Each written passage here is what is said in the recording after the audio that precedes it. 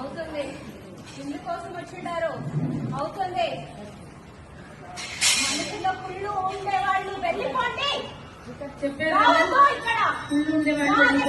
రాకూడదు. నేను వడ బియ్యం దగ్గర బియ్యం కూడా ముట్టనీయను. నేను మనసులో కుళ్ళు పెట్టుకోవద్దు. మనసు ప్రశాంతంగా ఉండు. నీకు కావాల్సింది నీ వెంట నేనుంటాను. నీ తోడుగా నేనుంటాను. వాళ్ళ కర్మకి నేను ఉంటాను. నీ కర్మకి నువ్వు ఉండవు. మంచి చెయ్యి, చెడు చెయ్యాలని చూడద్దు.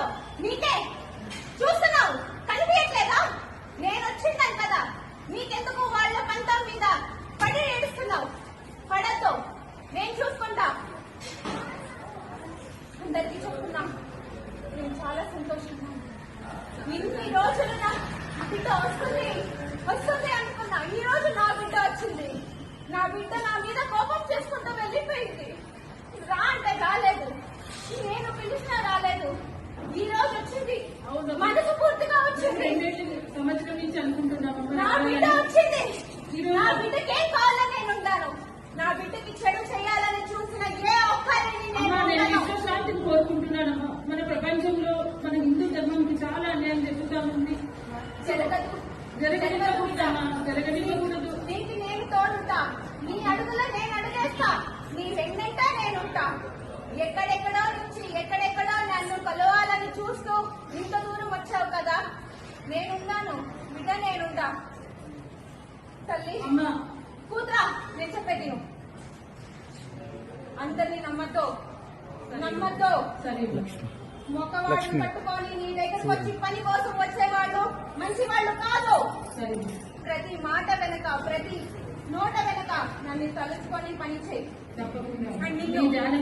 నువ్వు నిన్నే తెలుస్తుందా? నువ్వు బాధపడద్దు. వాళ్ళు ఏదో చేశారు అని నువ్వు బాధపడద్దు. నీ మనసులో బాధ నాకు తెలుస్తుంది బిడ్డ. నువ్వు బాధపడద్దు.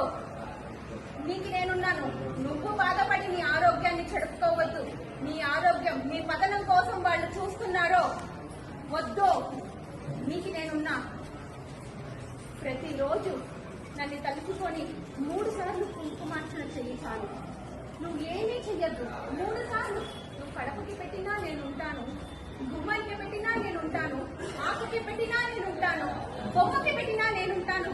నేనున్నాను, నువ్వు నమ్మినావు అనుకో, నీ వెనకే నేనుంటాను. నిన్నే ఎందుకు నీకంత రోదన? ఏ రోదనతో ఇక్కడికి వచ్చావు నువ్వు? వద్దు. మనసు శాంతంగా ఉండు. నీ రోదన వినిపించదు తల్లి, వినిపించదు.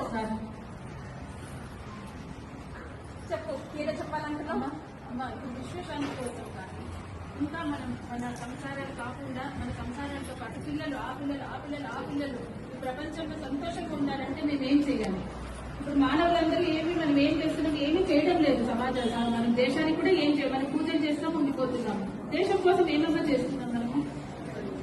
మన సంసారాలు ఎప్పుడు మన పిల్లలు, మనది, మన చుట్టూ ఉండేవాడు, వాళ్ళు ఇట్లా చేస్తారు, వీళ్ళు అదే సరిపోతుంది. దేశం ఎప్పుడమ్మా మనము మంచి ఒక సమాజానికి మనం దేశంలో ఒకటి మంచిది ఇవ్వాలి కదా. ఎలా అమ్మా? మార్గదర్శనం ఇవ్వండి, చెప్పండి అమ్మా.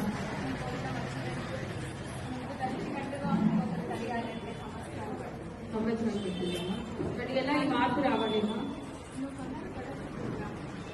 నీ చుట్టూ ఉన్న వాళ్ళని నువ్వు సంతోషంగా పెట్టాలనుకుంటున్నావు, వాళ్ళని మంచి మార్గాన్ని చేయాలనుకుంటున్నావు. నీ వెంట 10 మంది వస్తా ఉంటారు. ఆ 10 మందిలో నలుగురే నీకు వస్తున్నారు, 6 మంది కోసం వస్తున్నారు. నువ్వు 6 మందిని మార్చాలని ఎందుకు చూస్తున్నావు? నీ దగ్గర 4 ఉన్నారు కదా, 4 దిక్కులుగా నీకు ఉన్నారు కదా, 5వ దిక్కుగా నేను ఉన్నాను కదా. నువ్వు అనుకుంటున్నావు కదా.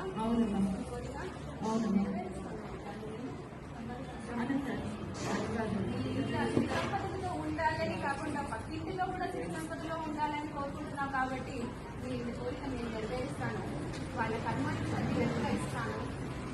శాంతి కోసమే నేను అగ్నిలో చెప్తున్నాను. కానీ శాంతి వాసవాంబకి జై జై, కన్యకాంబకి జై జై, వాసవాంబకి జై జై, కన్యకాంబకి జై జై, వాసవాంబకి జై జై, కన్యకాంబకి జై జై, పెనుకొండ